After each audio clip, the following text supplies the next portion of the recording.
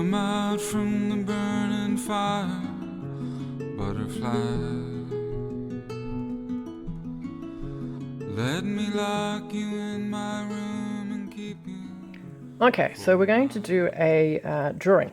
It is going to use a lot of mark making, and you need a pencil, sharpener to make sure that your pencil is nice and sharp, an eraser if you really need one, but I tend to make really nice lines unless I'm confident with the lines and I want them darker, so then that way I can just go over them or erase them really easily.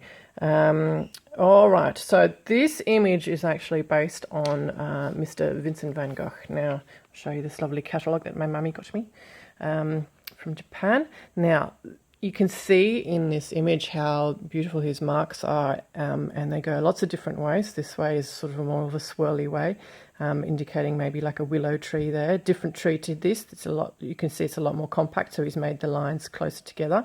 You've got lovely curved lines along these branches to indicate that the branch is nice and curved. Just some dots, simple dots on the ground here. Maybe it looks like that there's a bit of a path here and then the road here, and then even some lovely sort of V-shaped kind of marks here to indicate maybe some leaves in the tree here. So this work that we're going to do is very much based on mark making.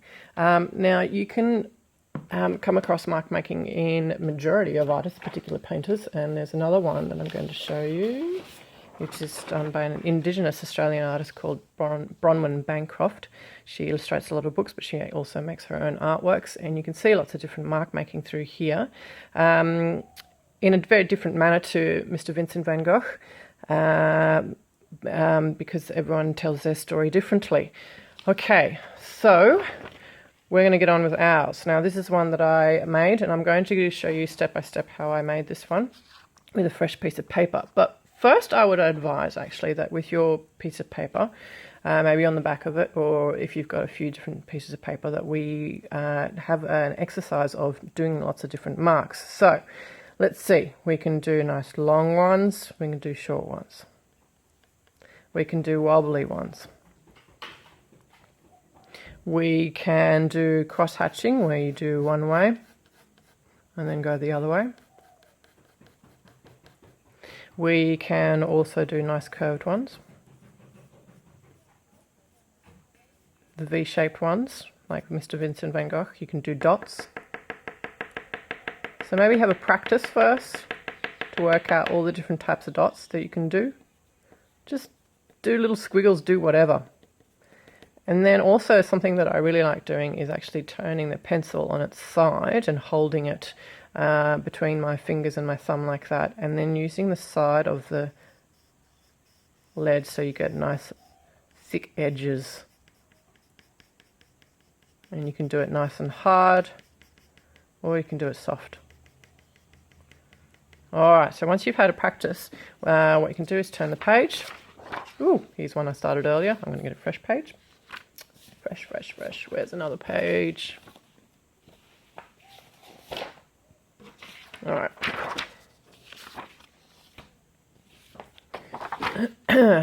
And we are going to do sort of a landscape image similar to Vincent van Gogh, but very much different as well in terms of that this one's actually got a sunset, but he actually has done a few with different sunsets in it.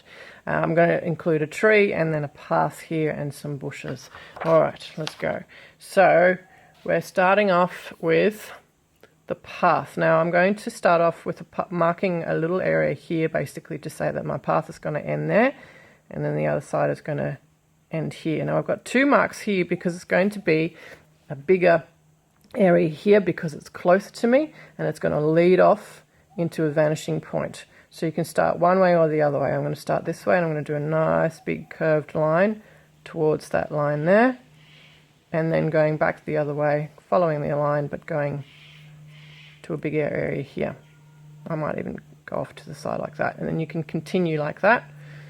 And on the other side, I'm going to have my other horizon line just very faintly. And then I'm going to start doing my bushes here. A nice squiggly lines, and then here I'm going to make it so it comes down the path but it's a little bit bigger, just to say that it's getting closer to me. Here off the side I'm going to do like another big either bush or tree. Maybe I'll have a little bit of a branch there.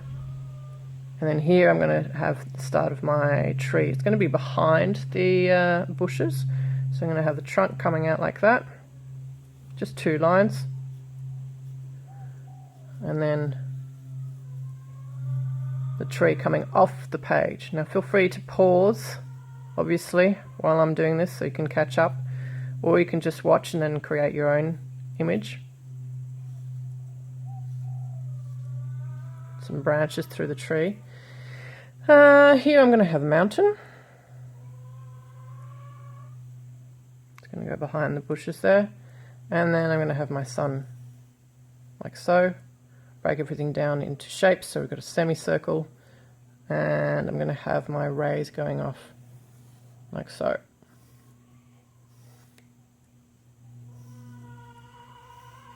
Going behind the tree there.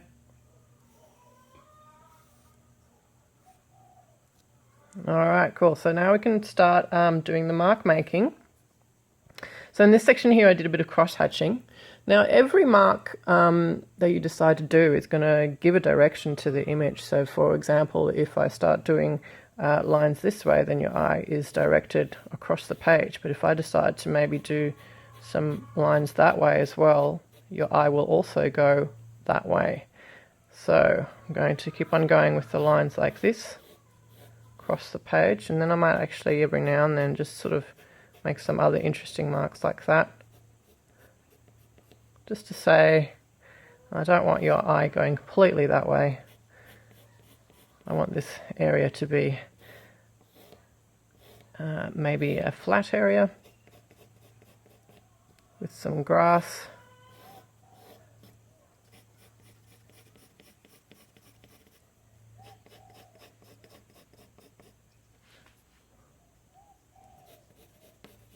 I can fix that up later. Alright, bushes. We're going to, I'm going to do some little marks like this.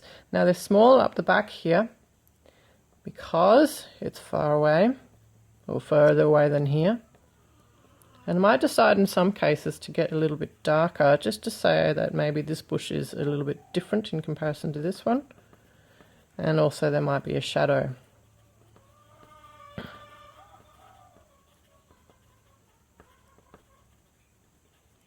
You want to think about where the light and the shade is. So the sun's from this angle, so it's going behind the bushes. So it would actually be quite a lot of shade throughout here. Alright, I'm going to then actually turn my pencil. I'm going to give it a bit of a sharpen because my lead's disappearing. And my sharpener just broke. Right. Alright, so I'm going to use the side.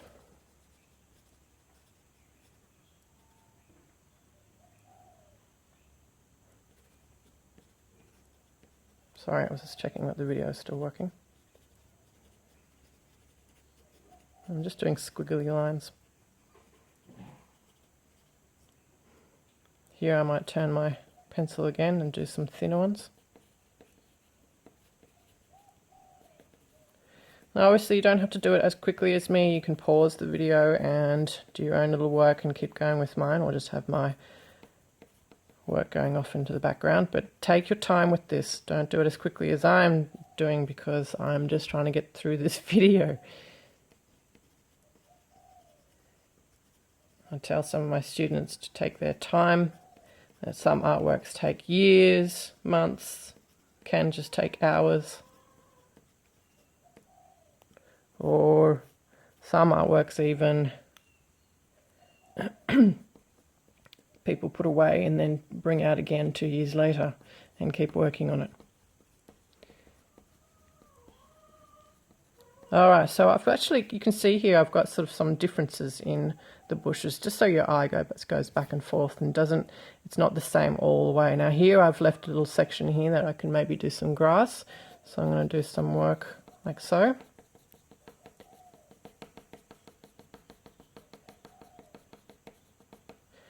And I'm doing the grass one way this way and then going the other way here, just again so you've got a lot of different strokes and variants through your artwork.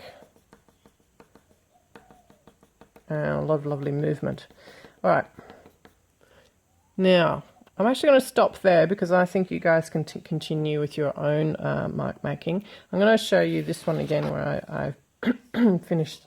I have the finished product, and you can see here that I've got some darker areas here and then again soft areas here using the side of the pencil, but a little bit softer.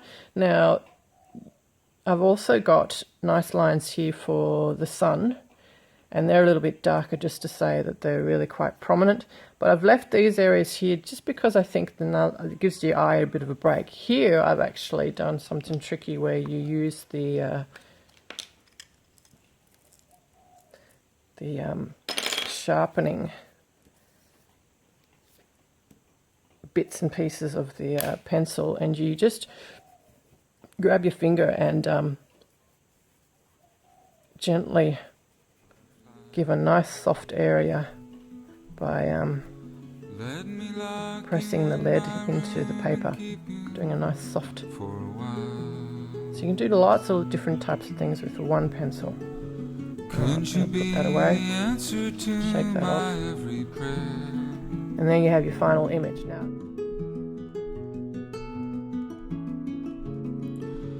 Could you be the one now for who I'll care?